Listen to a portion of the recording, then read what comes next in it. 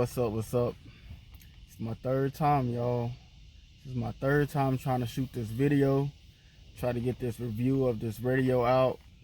Just had a lot going on, but anyway, had to shoot it so many times because I didn't like the background noise on one.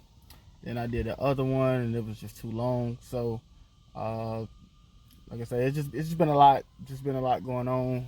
I've had a lot of work to do, so haven't really been on the videos, and then plus with COVID, I still ain't really been going anywhere. But I did kind of get time to drive the truck. One time we went to Gatlinburg, and I drove the truck there, got to play with the head unit. So it did it enough to be able to give y'all a honest review of it. I'm gonna try to cut out all the small talk. That's what I'm talking about right here. That's why I can't do videos.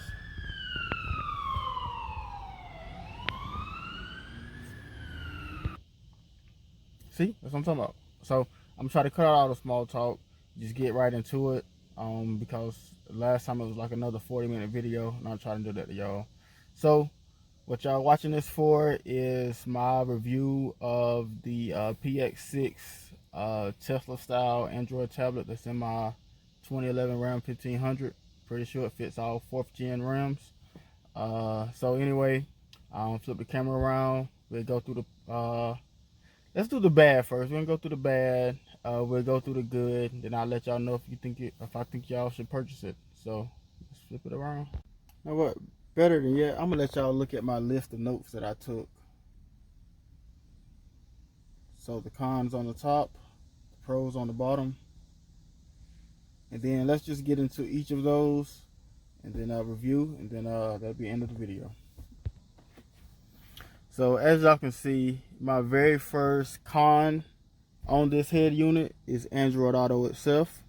I actually have a video clip that I can insert. I took it from my old phone, so my S7, but I'm gonna embed that video in here so you can see exactly what I'm talking about. But number one con I have with this unit is Android Auto flat out sucks. I don't think that's the fault of the head unit itself, and just more of maybe Android Auto from what I can review and all the stuff I've been looking at.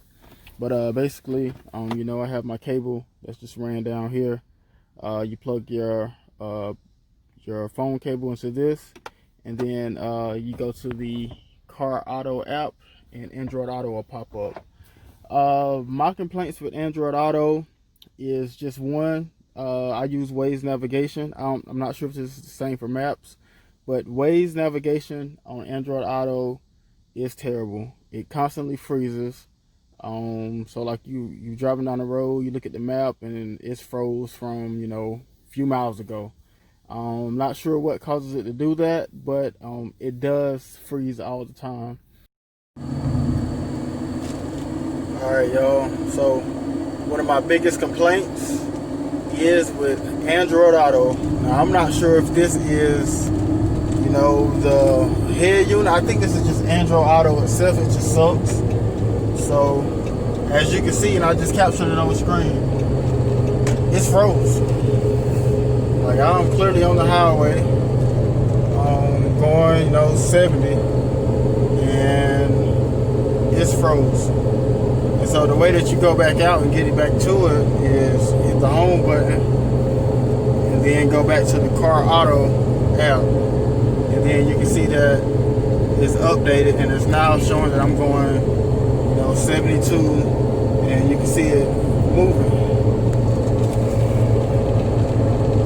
So it's probably going to freeze up on us again. And I don't know what makes it freeze. The audio works fine.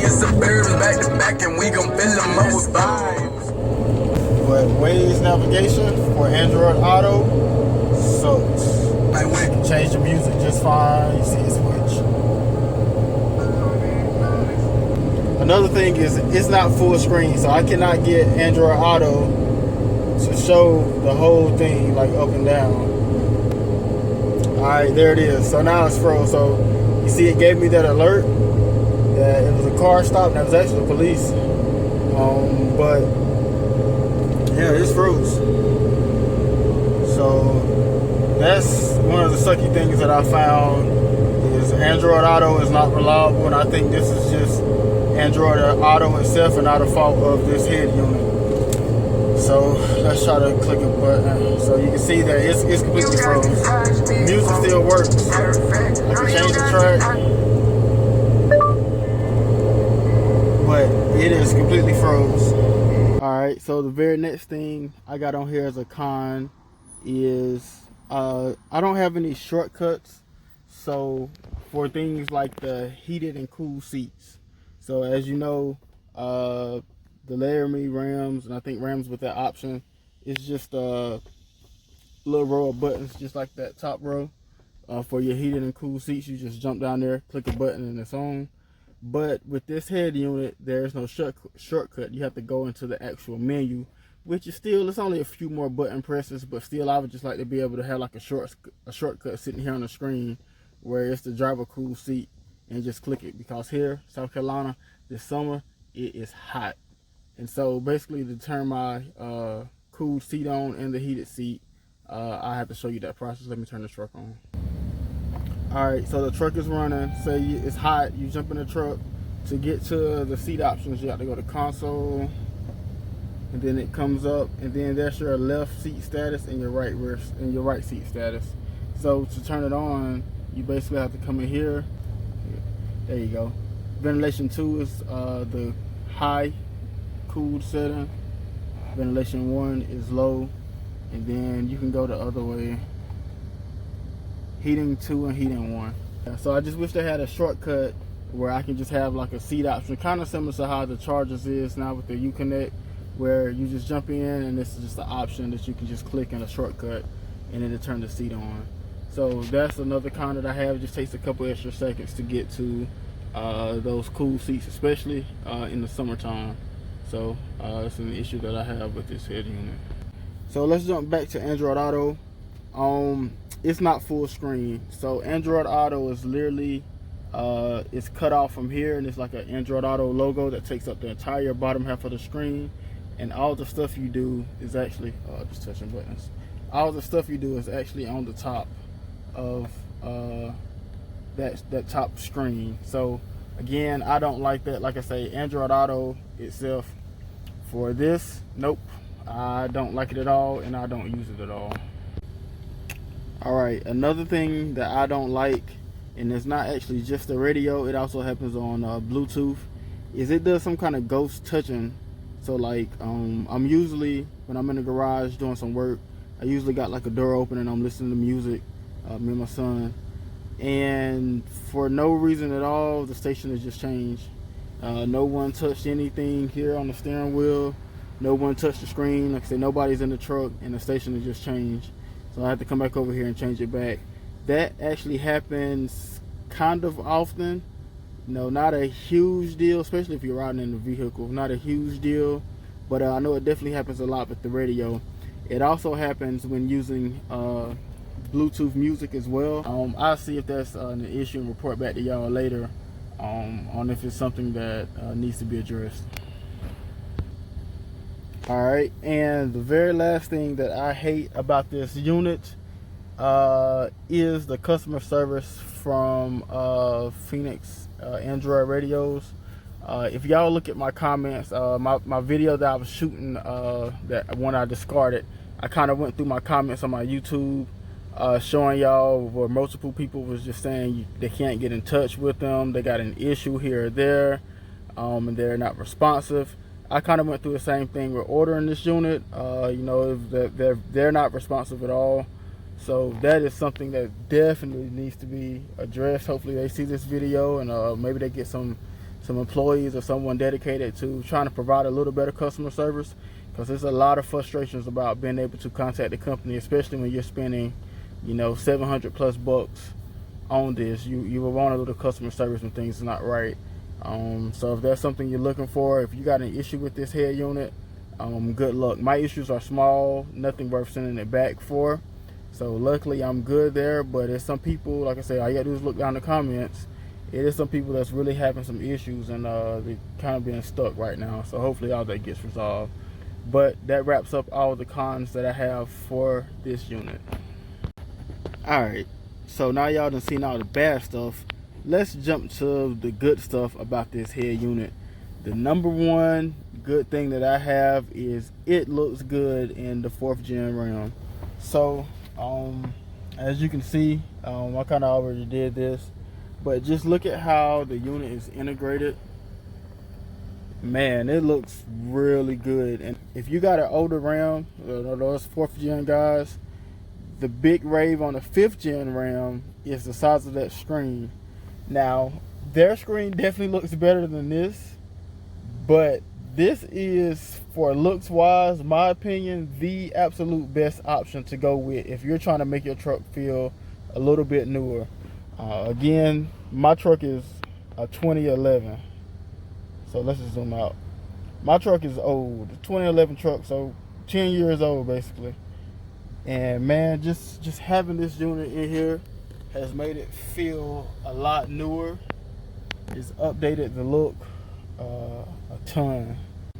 So the next thing I want to touch on with this head unit is the fact that for Pro, it is completely plug and play. It's easier to install this unit once you get the initial stuff swapped over, like your vents, your AC controls and things like that. Once you get the cluster stuff swapped over, this unit is easier to install than an aftermarket single DIN or double DIN radio. The reason why I say that is, even with those, you still have to at least splice the unit's harness with an aftermarket harness that you buy to plug into the stock truck. So you have to do that, you have to tape it, and if you're not an electrical person, you don't understand how that works, or it just kind of intimidates you, that can be a little scary, and you'll probably end up paying somebody to do it. I feel like almost anybody can install this unit. You just plug in and connect this where they say plug it in, and that's it. You don't have to worry about any tape, any solder or any of that. If I wasn't installing that front camera, I wouldn't have had to do literally anything around soldering and taping up stuff. I wouldn't have to do any of that. So again, this unit is completely plug and play, and that is one of the biggest pros that's out about it. Coming from a person that is into audio and does a lot of it, a lot of big audio setups, simply put, this unit has RCA outputs, which is almost the case with anything, but for me, I was using a line output converter for the last 2 years, I guess, with my audio. Switching to the RCA outputs gave me all the frequency that I needed. So what I mean by that is, before, it rolled off a lot in the bass range. Alright, that fire truck was passing back by. But it rolled off a lot when it got down to the bass range for my mids. And now with those RCA outputs, it is a completely full range signal. So my mid bass is serious now. So again, this is really the case with almost all aftermarket head units, but I just want to throw it in there because it has improved the sound of my music. I can say a lot because it always sounded great, but now it's just that mid bass really punches you now. So that's the credit of having RCA outputs and being able to utilize a complete full range audio signal. Alright, the last thing I want to share with y'all is just how clean and good the screen looks. So I did pull my sunroof closed just so y'all can see on the camera, but actually in person, this screen is bright enough where you won't have any issue seeing it in the brightest of the day, or and then also it dims enough where even at night it's not hurting your eyes and overbearing all the interior. So man, this screen looks good from basically any and all angles, but it's really clear. This actually just a regular YouTube video. I do have Sling TV as well. I can show you something from that real quick. Alright, here I'm streaming live, but basically you can see that even here the camera can't pick it up that good, but it looks real good on the screen. Alright, so that kind of wraps up just going through some of the pros and cons of the unit. If y'all want, I can show you my display or kind of how I have it set up when I drive. Alright, so because Android Auto is so bad, now this is just me talking about just my experience and kind of how I have it set up.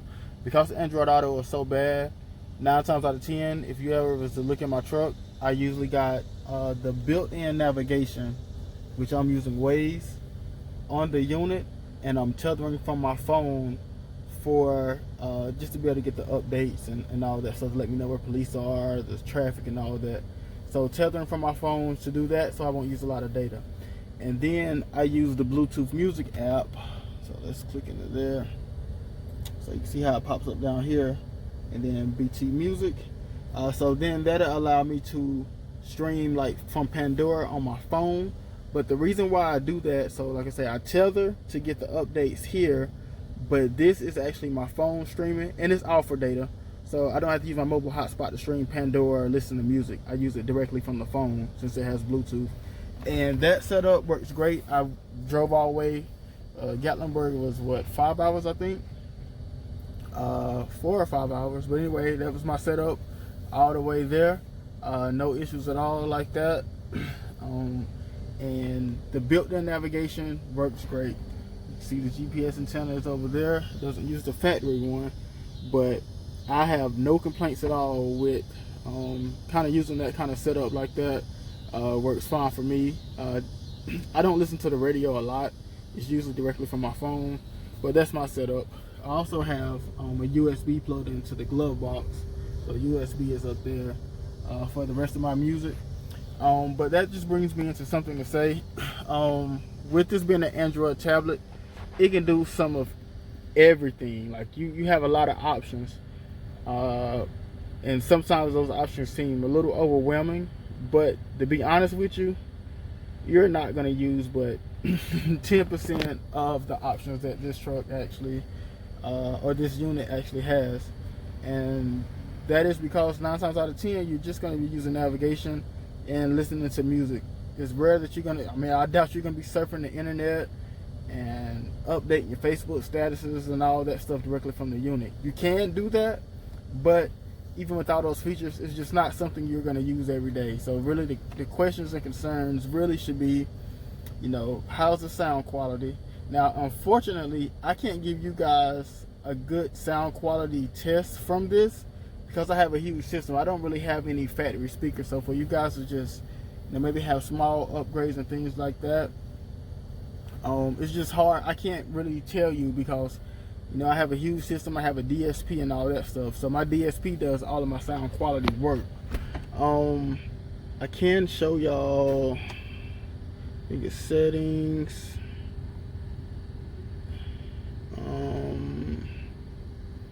Equalizer. So it does have an EQ, but you only get bass, middle, and treble. There's some crossover numbers over there. Don't really know what all that does. Again, I try to keep mine basically close to flat, let my DSP do all the work. But I honestly can't give y'all a good sound quality opinion of this head unit. I don't think it's any worse than factory, but I also would say just with those settings, you're not going to be winning any SQ competitions.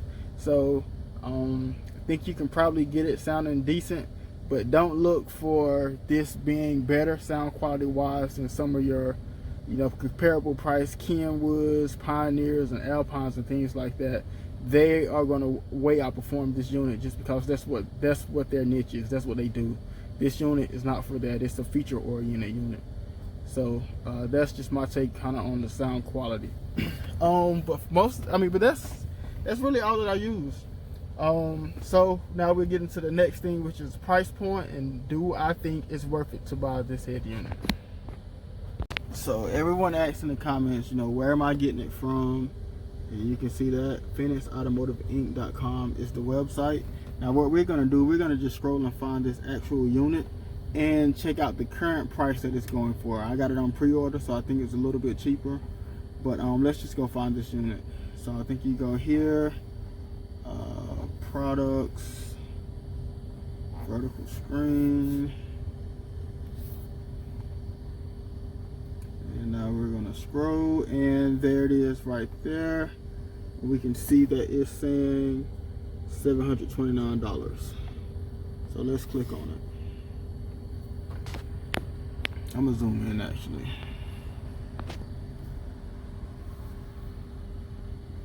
Alright, so this is the unit that I have.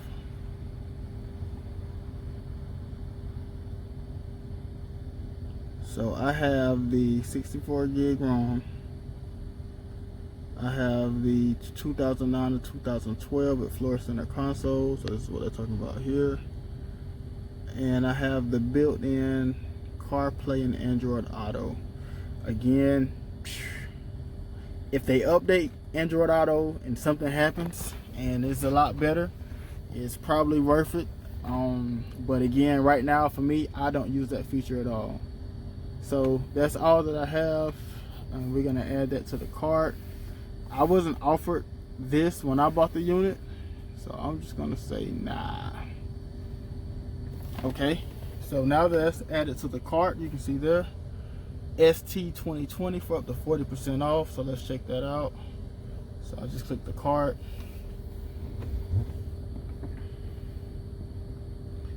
So it's coming up to $829. So what we want to do, no, I don't want that. Okay, let's just go to checkout like we're gonna get it.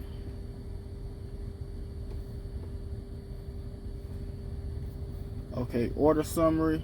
So you have to click order summary to be able to enter your discount code ST2020, and you can see it comes up to $735.35. That is a lot of money. But do I think it's worth it? This unit has issues. Customer service is non-existent. But my #1 pro was that I think look-wise, this is the absolute best that you can get in here. And because you're not using every single feature every single day, all the time, for what I need it for, using the navigation, using the Bluetooth, being able to stream and watch, live TV, that good stuff, this unit does fine for that. If you're getting it for Android Auto, I'm telling you, stop, don't do it. But at $755, I think it just squeezes in for buy it. Now that comes with, hopefully you get a unit that doesn't have issues, and you don't need to contact the company for a lot of assistance. If they step that up, I would really lean toward buy. But right now, I think just at $755, that's like one of the most expensive units you can get. They got like some $1,000 head units now that are super nice and probably does everything well, but just not quite as big. $755 buy.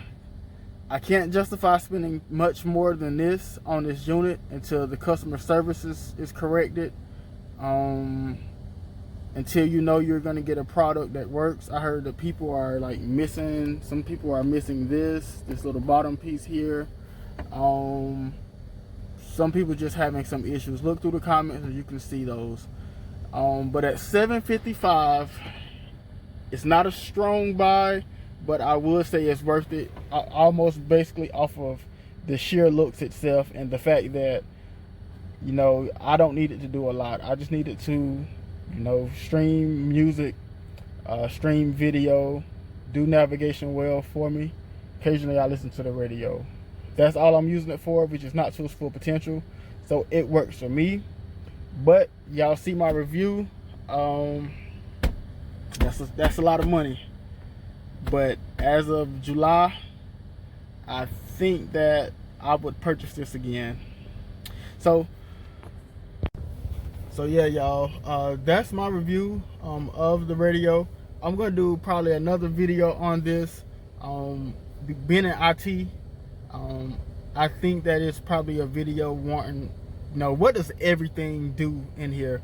So I'm probably just gonna make a video pushing every single button so that you can see the options that come up. and that way you kind of know, what you want to do yourself. I think those are helpful.